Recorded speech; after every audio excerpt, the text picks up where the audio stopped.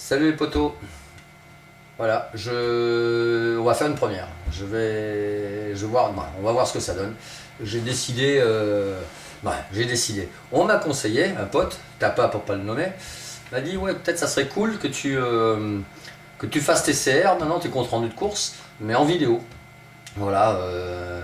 Bon, c'est vrai que ça fait des années que je l'ai fait par écrit, et peut-être que ça va changer un peu l'intonation de tout ça et donner encore plus envie à des personnes de venir dans la compétition et surtout en Pro Twing, ça serait cool quoi. Donc voilà. Donc ce compte rendu de course, c'est suite à ce week-end pour le deuxième rendez-vous du Challenge Pro Twing. Il s'est passé sur le circuit mythique du Castellet. Et donc voilà, je vais essayer de développer et vous donner un peu l'odeur de gomme. Voilà, simplement. Donc, bon, mon compte rendu, il faut toujours un titre. C'est important. Pour moi, le titre est important. Comme le titre d'un livre, vous achetez pas un livre quand il n'y a rien marqué sur la page, c'est un peu compliqué. Moi, voilà, le titre, c'est ce qui déclenche tout chez moi, au niveau réflexion, au niveau écriture. Et ce titre, je l'ai trouvé, c'est assez marrant, je l'ai trouvé, j'étais en pré-grille hier, j'étais assis sur le bord du trottoir à attendre patiemment, mais alors que ça faisait déjà plus d'une journée qu'on attendait cette fameuse course qui arrivait jamais. Et il y a Adrien Parasol qui est venu me voir et qui m'a félicité pour le départ de la veille.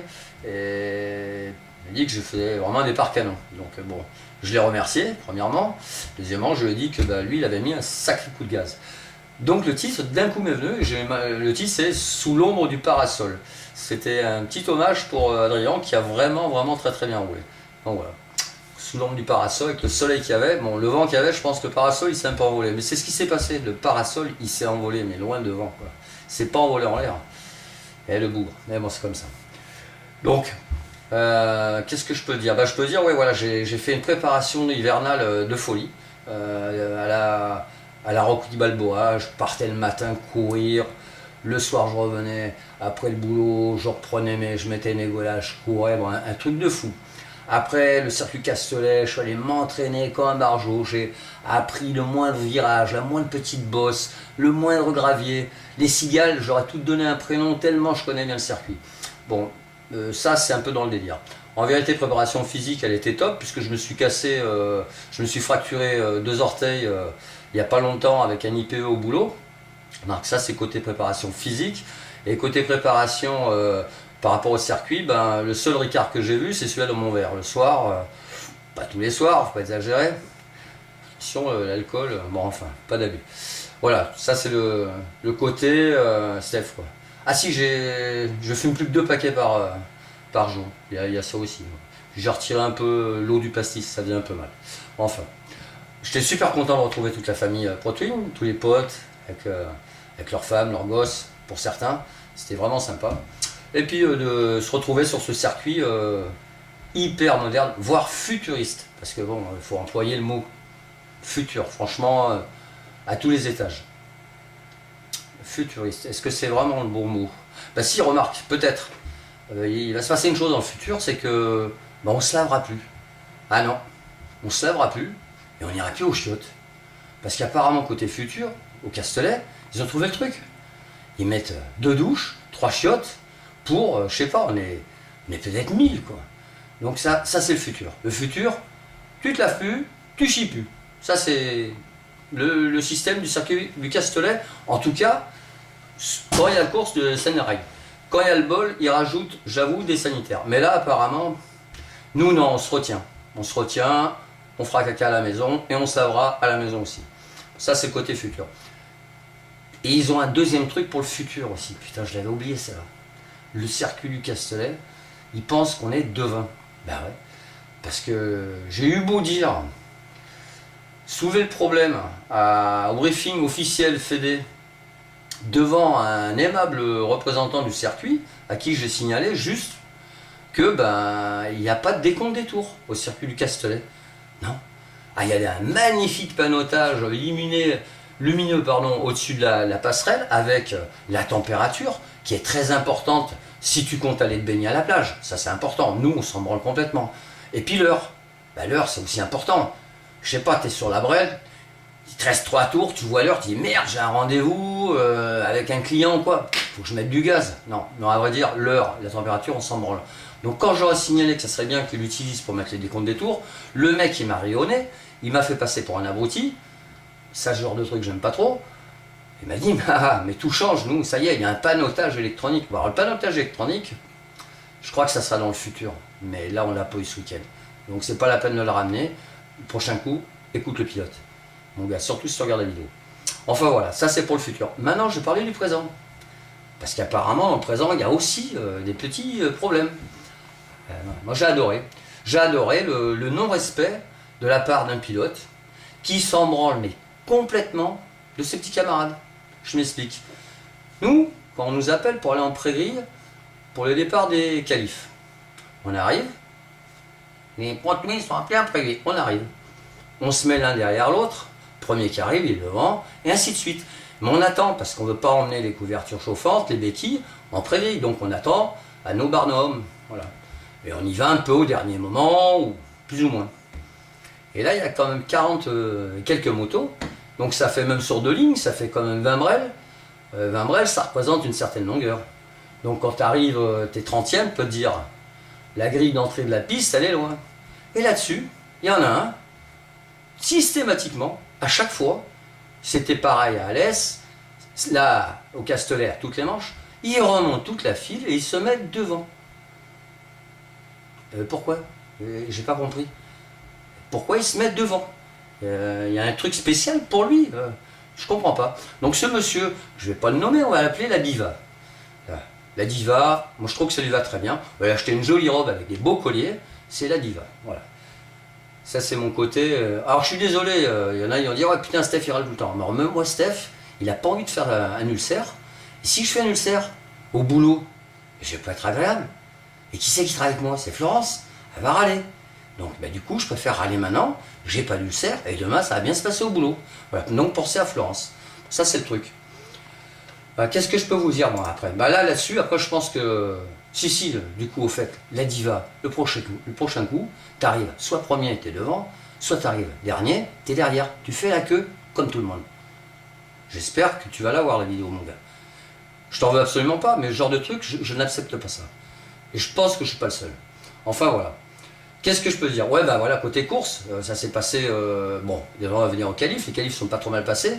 Je fais le 6e temps. Bon, les chronos, pas trop mal. J'étais pas trop loin de mon chrono l'année dernière. Mais je pense que la piste était quand même plus rapide cette année.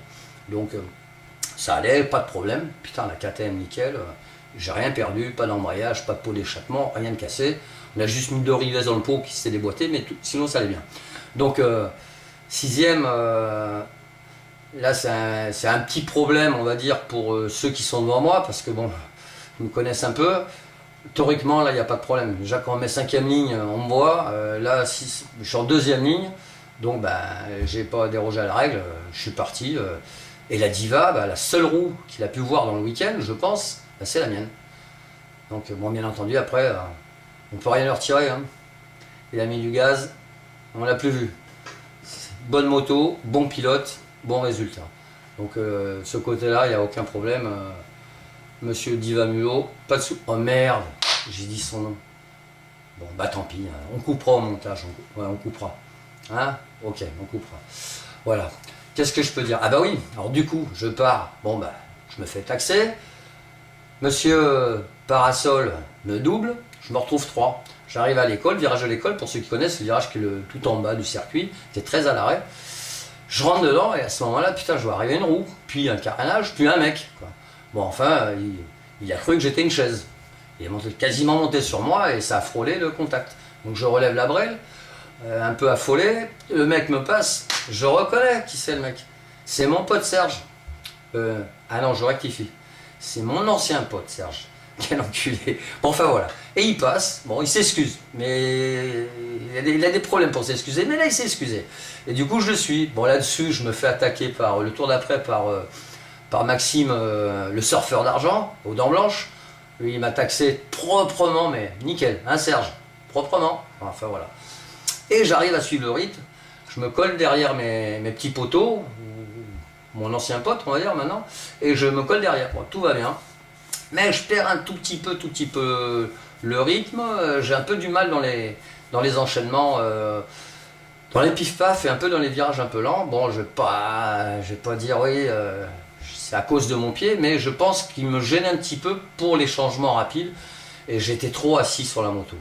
Et une moto, si tu restes assis dessus, ça marche pas, quoi. Il faut bouger, faut lever tes fesses. Et là, j'y arrivais pas. Donc c'était compliqué, mais malgré ça, les chronos étaient bons et j'ai tombé de 2 secondes les temps. Donc j'étais content. J'ai roulé en 13-2, je crois, 2-13-2, parce que c'était un temps pas trop mal. Je ne parle pas de la Liva, même de Parasol qui était quand même plus rapide, mais bon, ça reste raisonnable. Je crois que je fais le 5e temps. Enfin voilà. Et puis là, on entame, les tours s'enchaînent, nickel, je suis bien pas noté. Le décompte des tours, superbe, pas affiché, mais moi, je suis un petit malin. Je l'ai fait mettre sur le panotage, ouais, mon panneau que ma femme me tend. Ça fait que moi, j'avais bien le décompte des tours. Les poteaux, ils avaient peut-être moins, parce que tout le monde n'a pas un panoteur. Il y en a qui vont comme ça, et donc, à eux de compter, quoi, qui comptent dans leur tête. Bon, ça, c'est encore un truc, mais enfin. Et là-dessus, il doit nous rester 3 tours, je crois. Bon, je suis donc 5, et là, je me fais attaquer par le deuxième Max. Là, c'est Maxime Duret qui m'attaque. Bon, je me dis, c'est 2 solutions. Soit, bon, je le laisse partir, et puis c'est fini, je fais 6, parce que moi, derrière, c'était pas trop collé.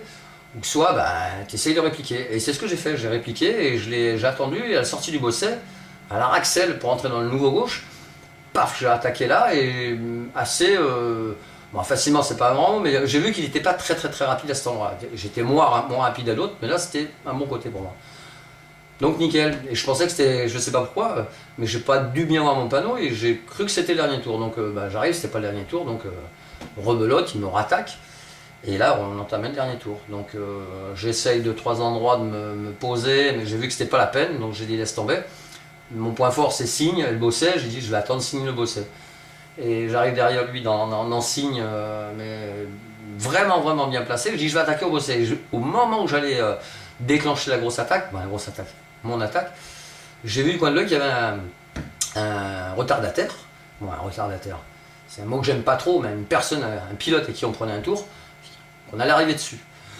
C'était le dernier tour, j'ai dit putain, je vais essayer de m'en servir, on va dire. C'est une petite tactique des fois qu'on a, quand on est pilote, on compte aussi sur les retardataires. Et donc on est dans le bosset, on redresse pour mettre le gros coup de gaz pour rentrer dans le nouveau gauche, et là je vois qui est le retardataire.